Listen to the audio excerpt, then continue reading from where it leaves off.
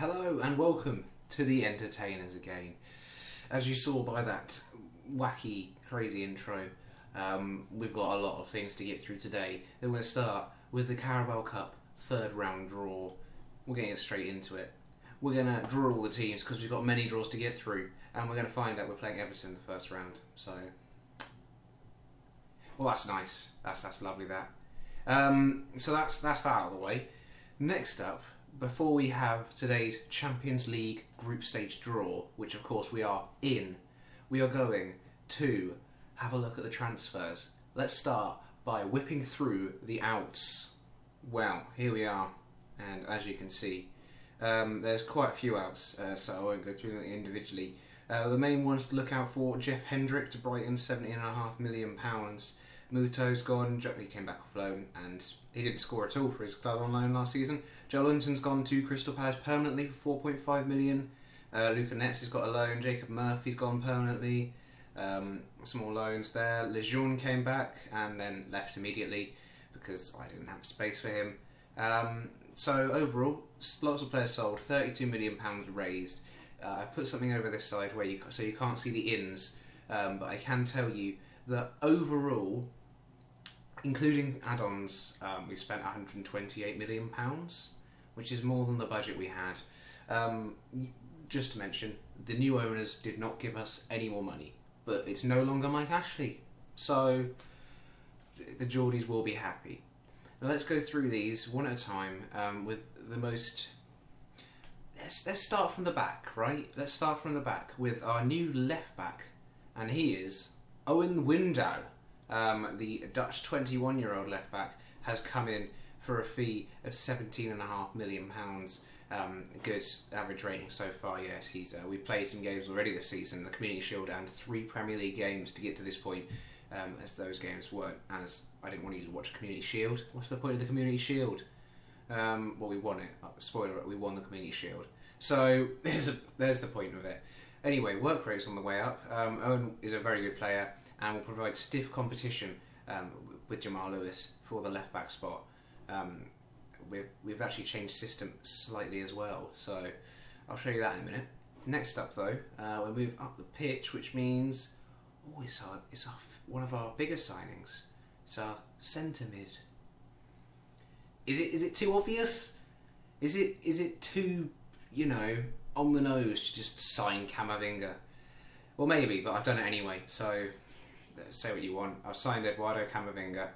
The 18-year-old has a big future. £49 million, I think, is the overall fee. Add-ons and stuff are in there. You see already there. He's had 3 games. He started all 3 with John Joe actually suspended for the first 3 games of the season. But he's probably going to start ahead of John Joe most games. So, sorry, John, but you've immediately been replaced. He hasn't even left. He's still captain, I think. Is he captain? No, Lascelles is captain. John Joe's vice captain. But Camavinga's here, and we're paying him £90k a week. I believe he's got £103 million minimum release fee clause. And you can see by the stats, he's amazing. We're a Champions League club now. We're taking this seriously. And to show that even more, I'm going to show you our new right winger who can play when Almiron isn't playing. It's Leon Bloody Bailey. It's Leon Bloody Bailey. Sign Leon Bloody Bailey. He's injured. He's strained. He's played. I say 1 match. He played a bit of a match and he strained his groin. So £44 million overall. But wow, what a player! Can play on both sides as well. So not too bad. Can play up front if we want him to. Not bad at that, is he? So I think we've gone big. We've made 4, technically 5, 4 signings though, and we've gone big. Oh. And as you know, we've actually released players as well, which I didn't show you in the last screen. But Andy Carroll, the Croatian experience and such have all just gone on free transfers, which means we did need a new target man. And let's see who we brought in. Andrea Bellotti is someone we hope can really get even more out of Callum Wilson this year. Model citizen, just wow. And attempts overhead kicks. So what else do you want? He can also play as many roles: poacher, pressing forward if we need him to, if the target man stops working, because as we know, Football Manager likes to change things, which means fullbacks are currently the thing that have been decimated in the most recent update, which is great considering our fullbacks are very important in the system. But we'll look at that again. Andrea Belotti's here. He's bloody great, isn't he? And that means the last signing is a free transfer, a Uruguayan Manuel Agati. He hasn't got a work permit, so we're looking to loan him out. But he's here, so got him on a free.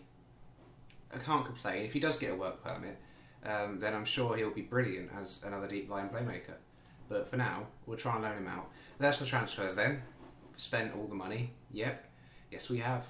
We've actually got these guys all coming in. Oh yeah, and Manquillo. He's not joining Crystal Palace until the 1st of January. Why, you ask? Well, let me tell you about a very weird bug that only applies if you're still playing your pre-release beta game. If you play your pre-release beta game and you get to the first transfer window now, sorry, not the first transfer window, the end of the first season now, since the most recent updates, you will then have to wait until the 24th of June to make any transfers. Otherwise, they won't go through until the 1st of January. Manquillo is the only victim of this because we didn't know that. I didn't know that. I didn't know that at the time. But yeah, it means for some reason it shows up as a restricted transfer window until the 24th of June, and then it ticks over and it actually becomes the real transfer window. It does mean any transfers before that time, we miss out on them because other teams are doing them. It does mean that we did miss out on 2 players. We were going to be, instead of the left back, we were going to get Grimaldo, but instead he went to PSG. And we were looking at the Hungarian Soslavich, I can't remember how to say his name, or spell it. The guy from RB Salzburg. Can we just, yeah, there we go. He's gone. They must have sold him. I can't remember where he went. Let's have a look. Yes, this guy, Dominic. He went to Bayern Munich. Yeah, we were going to get this guy instead because he can also play inverted winger. But oh well, I think Camavinga's probably better, to be honest. So, and he's younger. But Grimaldo is a big miss. But then we probably wouldn't have gotten the rest of the money. I've also got these 3 youngsters coming in like 2 years because of compensation. This guy's a right back. This guy's a left back, centre back, and this guy is a left wing striker. So in 2023, if we're still on this save game, those players will all arrive at Newcastle, fresh faced and, well, over 18 because of Brexit and all that. Fucking Brexit. Anyway, we spent all the money, and this is what the system looks like. It's the same, but both fullbacks are now complete wing backs on support. Both wingers are inverted wingers on attack, and that's it. That's the only changes. Has it been working so far? Well, we haven't really played it. I've only just made this switch now. We were still playing the complete wing back attack, complete wing back on support, inverted winger support here previously until this point, and we won the Community Shield 4-1 against Liverpool, beat Leeds 4-2, and then Nottingham Forest. The fucking arseholes they are. I want to just have a look at this, right? 35 shots, 16 on targets, an XG of 2.83. They had 2 shots. They held us to a 0-0 draw. So, yeah, I did make a few changes. Badiashile, Menino, Lewis all started. And then the next game at Bournemouth, we had to wait till 84th minute Callum Wilson penalty to actually get anything out of the game. So, I don't know what happened. The previous 2 games basically have not been good. We're playing West Brom today, but that is after, of course, we get to the Champions League group stage draw, which we will get to shortly, I assume. Let's just keep processing until we get there. Is it now? It's now. We're in the 4th seed, which means we could get a potentially horrific... I mean, there's some good teams in the 1st seed. I mean, there's CSK and Moscow. That could be fun if we get them. CSK and Moscow. Shakhtar. And Olympiacos? I'm basically picking my ideal group, what it would be. But, no. It's not going to be fun either way. Let's just press automatic draw, see what happens. So the first lot are coming out the hat now. we sit and wait for our turn. And we just see how the groups play out. You'll notice as well today, I actually remember to turn the light on, which I haven't done for probably about 3 episodes. And there's no Christmas tree anymore because that's over. It's done. Anyway, none of these groups look really very nice at all at the minute. So, oh dear. Group G is awful, isn't it? H is not much better. Zenit go into Group A, poor Zenit. And after this group, we're going to stop for a second and just take note of what's happening everywhere as the teams continue to fly out of the hat. And there we are. Okay, let's stop for a second. Group A, no, I don't want that. I don't want that at all. I would hate that. I mean, us and Zenit would just be fighting for third to get into the Europa League. That doesn't sound like fun. B, no, that's even worse than A, quite frankly, because, you know, look at those 3 teams. That's a giants of European football. Group C, we might actually be able to... we're here to give a good account of ourselves. We're not here to... I would like to get through the groups, but we're not here to win the Champions League. If we do, then, you know, well, that'd be great. But I doubt it. I very much doubt it. Group D, it's okay. We compare it to Group A and B. Group C and D are okay. And then you get to Group E, and you just don't want to live anymore, do you? Group F, I think we could manage. We've already beaten Liverpool this season. It was the Community Shield, I know. Group G, no thank you. No thank you very much. Group H is different. There's no nice groups. So let's just see what happens. I don't want Group A. And we're not in Group A. Of course, because there's an English team in there, we can't actually be in there. So the groups we can't be in are G and F. So we could be in Group B. Please don't put me in Group B.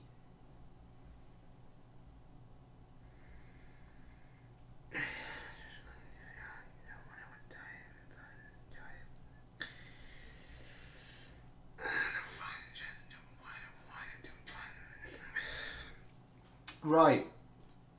Let's just smash through these then. So that's the groups. Fuck's sake. Group G is interesting. Look at that. That's lovely, isn't it?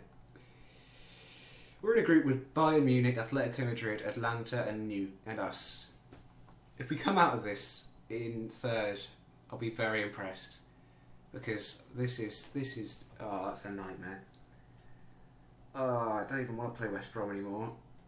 I just want to go lie down looking at that. That's insane. Look at this now. Before January. What an absolute nightmare. Okay, so we're back, and it's the game against West Brom at home. Let's try and get 3 points on the board and keep up with the early front runners, who I think it's Manchester United for some reason.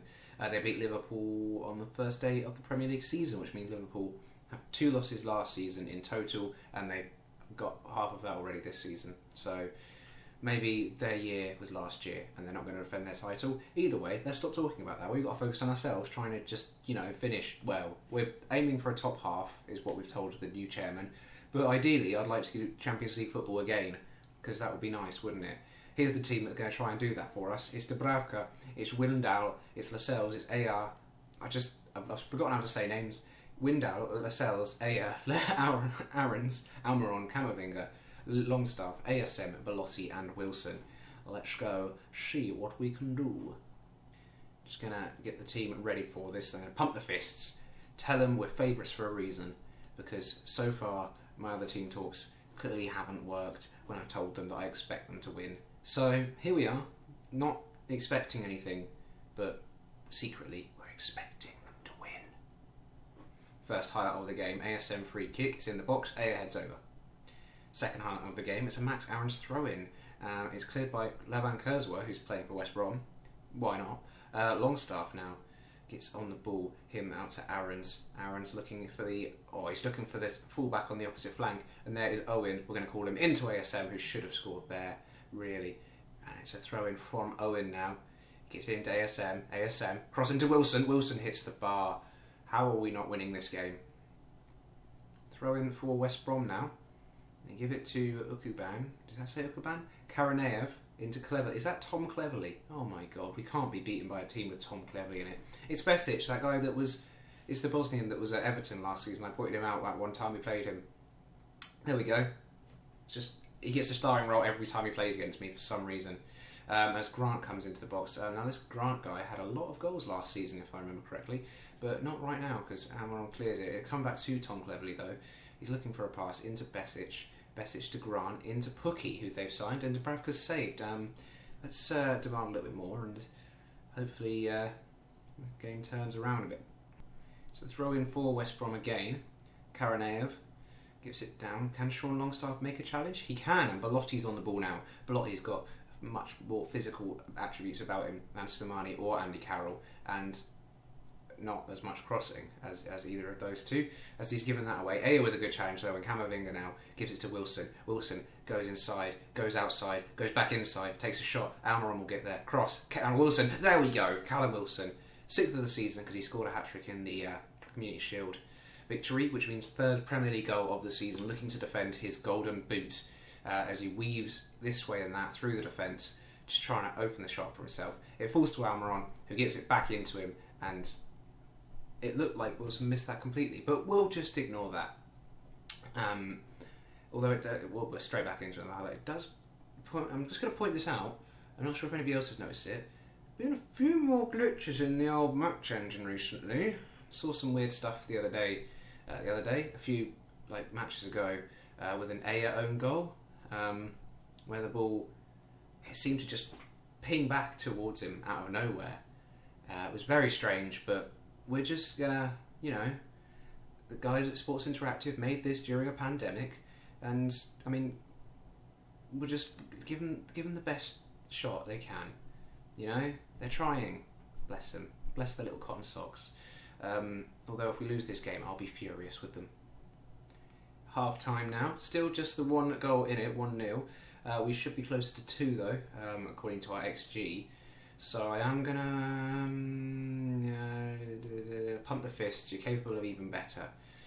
You weren't that bad, but I believe in you. I'm saying that to everybody, especially Max Aarons, who's dropped down to a 6.5 because it's a fullback. And that's apparently what's happening at the minute. That's the new meta. Although we're on the ball now, and here is Belotti into Camavinga, back to Belotti, back to Owen. Owen into Camavinga. Camavinga's tackled. It's going the other way now, and that's not good, as Pookie's going to get to that, but A is going to control, pass it out, calm from the back out to Owen.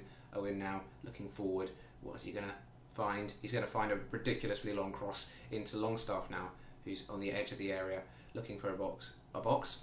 Aarons, make that. Oh, I thought he was going to make that 6.5 into a 7, but he's decided to hit it straight at the keeper instead, and we go again with another highlight, Cleverly on the ball. And that's a poor ball into Almiron, into Wilson, back to Kurzawa for some reason. We're not sure, we're just giving it back to... Why not? We're being nice. We're only 1-0 up, don't be nice. Please, Longstaff now on the ball, looking forward, and he's still going forward. He's now going backwards. Aarons into Camavinga, into Almiron, into Longstaff. Longstaff with a great ball out to Aarons. Aarons find that cross into Almiron, into ASM. Should have been a goal really there. I think Almiron should have probably taken that on himself. He had a lot of space to move into in the box, but he decided to try and give it to ASM. They're friends, I guess. Free kick, ASM whips it in.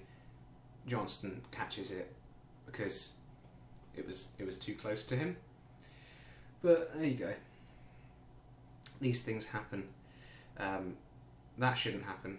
This shouldn't happen though. Thank you, Aya. Thanks for clearing that up. Belotti now on the ball. What can he do? Move it forward? No, he goes back to Aarons. Aarons to Camavinga, who's just keeping everything ticking. You see him in the middle there, just gets the ball, keeps it ticking, keeps it moving. Almiron now on the right-hand side moving forward.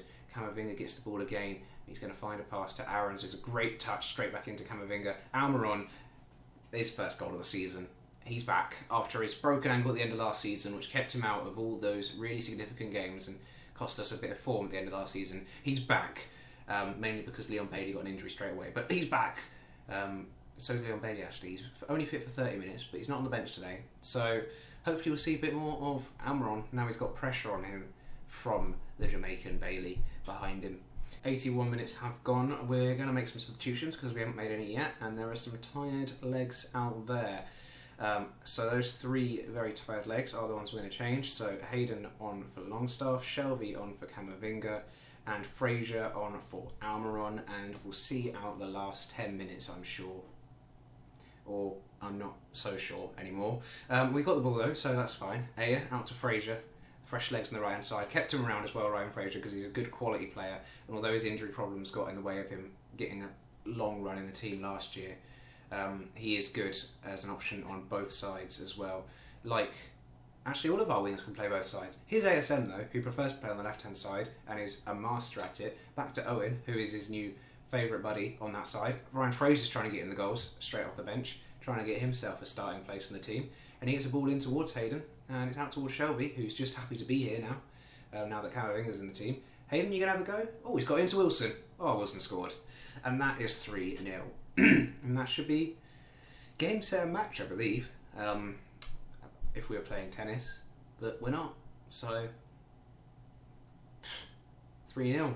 Not game, set and match. 3-0, that's how you say it. Great ball by Hayden, by the way, into Wilson. First touch, and he's not going to miss from there. 7th of the season, including the Community Shield hat-trick, so far. We're not going to watch it again, because we know it was onside. And there you have it, 3-0. No more highlights, nothing more to see. XG suggests we should have had 4 goals, really. And they should not, I mean, they barely had a chance. So they've done well to get 0.25 XG, if you ask me. Well done, everybody. That was good. That was very good. We march on with a win. Shoot right up the table into 4th. That's where we like to be. Man United clearly the runaway team at the start of this league. Let's actually go have a look at the table and then decide when we can meet back for this second season. I'm sure you want to see some Champions League football, and so do I. But let's have a look at the Premier League. And yeah, Man United have won 4 out of 4. Arsenal have won 3 of 3, including a 4-2 win against Bournemouth, who we drew with. Man United beat both Manchester City away and Liverpool at home, so they could be the real deal this year, and that's annoying. James Maddison's doing well, and Leicester are just in generally doing well as well. We haven't lost a game yet, so, you know, pretty happy.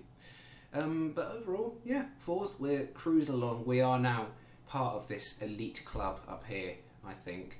Anyway, we should be, and hopefully we can push up, and Man United will slip up. Is it still Solskjaer? Solskjaer. It is still Solskjaer. They've got a guy called Hannibal, who's their hot prospect. Wow.